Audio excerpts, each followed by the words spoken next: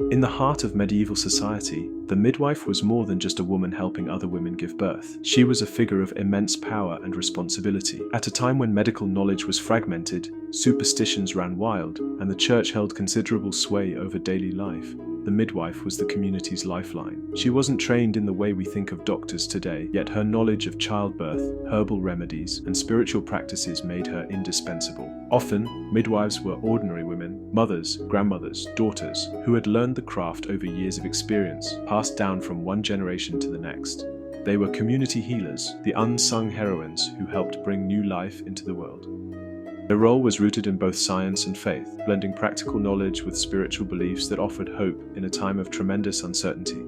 Midwives were not just there for the birth itself. They were the trusted guides who nurtured and advised the expectant mothers throughout their pregnancy. They were often called upon to help with everything from prenatal care to managing the physical and emotional tolls of labor. They knew the signs to watch for, the herbs to use, and the rituals that might protect both mother and child from unseen dangers. But the midwife's role extended far beyond the physical. Many midwives were also spiritual guides, offering prayers and blessings to ensure a safe delivery. They were believed to be able to communicate with the divine, and their prayers were considered just as important as their physical skills. The community trusted them, not just to bring babies into the world, but to safeguard the souls of both mother and child, for childbirth was often seen as a divine, sacred event. Now, let's talk about the medical knowledge, or rather, the lack of it, that governed childbirth during the Dark Ages. While ancient civilizations like the Greeks and Romans had laid down some of the foundations of medicine, much of that wisdom was lost after the fall of the Roman Empire. The collapse of centralized systems of learning left Europe in a state of chaos and darkness, with medical knowledge fragmented and often misunderstood. The early medieval period was a time when superstition and religious dogma often overpowered scientific understanding. The preservation of medical knowledge was entrusted mostly to monks in monasteries, who diligently copied and transcribed ancient manuscripts. However, the medical texts they had access to were often incomplete and sometimes filled with inaccuracies. The Trotula, one of the most influential medical manuscripts from the 12th century, was a compilation of medical knowledge, but much of its advice on childbirth was based on theories that were centuries old and rooted in superstition. Techniques and remedies were often based on beliefs rather than evidence, such as using magical incantations or invoking saints for the safety of mothers and infants. Midwives, however, were largely isolated from this academic world. They were not formally trained in the same way male physicians were. Instead, their knowledge came from practical experience and passed down wisdom, often gleaned from generations of women before them. These women were vital to childbirth, providing physical and emotional support during labor. The midwife's toolkit consisted not only of physical tools, but also an extensive knowledge of herbs, oils, and concoctions that could either ease labor, reduce pain, or treat infections. But despite their resourcefulness, the midwife's hands were often tied when it came to more serious complications. There were no antibiotics, no blood transfusions, no cesarean sections, and few ways to deal with complications like hemorrhaging or obstructed labor. If a woman experienced difficulty, it often meant certain death for both her and the child. In some cases, midwives resorted to dangerous techniques like forceps or using unsterilized instruments, which increased the risk of infection. For many women, giving birth was a dangerous gamble, and the odds were stacked against them. High infant mortality rates were common, and the loss of mothers during childbirth was a sad, inevitable part of life. Yet despite the odds, women continued to give birth, and midwives remained essential to the survival of future generations. In a world where medical knowledge was scarce and death loomed over the act of childbirth, the role of the midwife was not only essential, but heroic. Their expertise in managing the uncertainties of childbirth made them the true stewards of life during these dark times. Childbirth in medieval times was fraught with danger. The mortality rate for women in labor was staggeringly high. Estimates suggest that up to 1 in every 5 women would die during or shortly after childbirth. Without modern medicine, infections from unsanitary conditions could quickly become fatal. The threat of hemorrhaging, eclampsia, and obstructed labor were constant fears. The lack of sterile practices meant that even a simple tear could lead to life-threatening infections, and without antibiotics, the body's natural defenses were often overwhelmed. Midwives did their best to manage these risks, but their methods were often rudimentary by today's standards. They used tools like forceps to help with difficult deliveries, but these early instruments were crude and often ineffective. Herbs like red raspberry leaf tea, garlic, and honey were used to ease labor pains and fight infections, but they couldn't always prevent death. For every success, there were far more failures, and the devastating reality was that many women didn't survive childbirth. The midwives, with all their knowledge and care, could do little to change that. And then there were the tragic losses.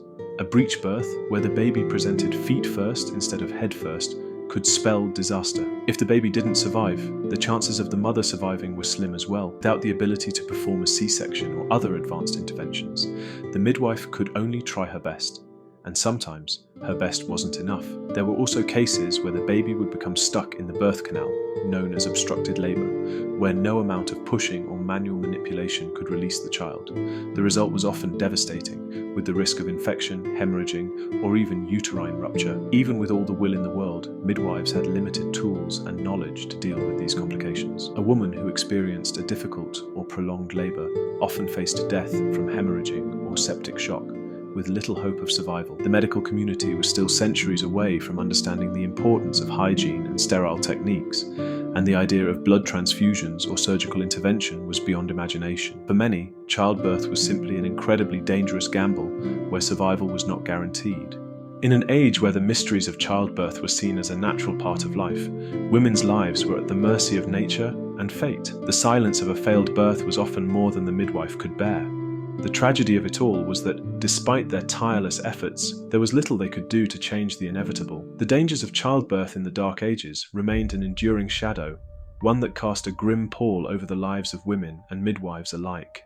Perhaps the most fascinating and frightening aspect of medieval childbirth was the overwhelming influence of superstition and religion.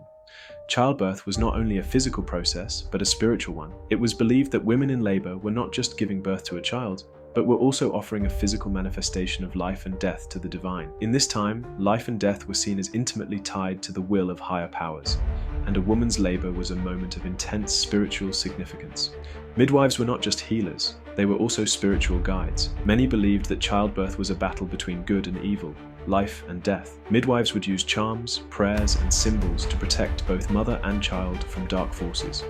In some cases, midwives even performed rituals to ensure that the child wouldn't be stolen by evil spirits or witches. These practices were deeply rooted in the belief that childbirth was a sacred, perilous event and that supernatural forces could intervene at any moment. Religion played a powerful role in this process, as both Catholicism and local pagan beliefs intertwined in the daily lives of medieval people. Many women called upon saints, especially Saint Margaret or Saint Anne, for protection during labor. The belief that divine intervention could tip the scales of life and death was a common thread in the spiritual practices surrounding childbirth. For example, it was believed that placing holy relics under the woman's bed or sprinkling holy water around the room could ward off evil spirits and ensure a safe delivery. But the realm of superstition extended beyond religious rituals. Many women carried amulets, talismans, or even pieces of clothing from a loved one to protect themselves from the unknown dangers of childbirth. Warding off the evil eye or avoiding the gaze of a witch was also considered important. It was believed that malevolent forces, such as witches or demons, could interfere with the birth, sometimes causing the mother or child to suffer. In some cultures, midwives were even accused of witchcraft themselves, caught between the sacred and the superstitious as they navigated their roles as healers. In some cases, midwives even used herbal concoctions believed to possess magical properties, such as herbs for fertility or charms to ensure a smooth birth. These preparations were not just for physical relief.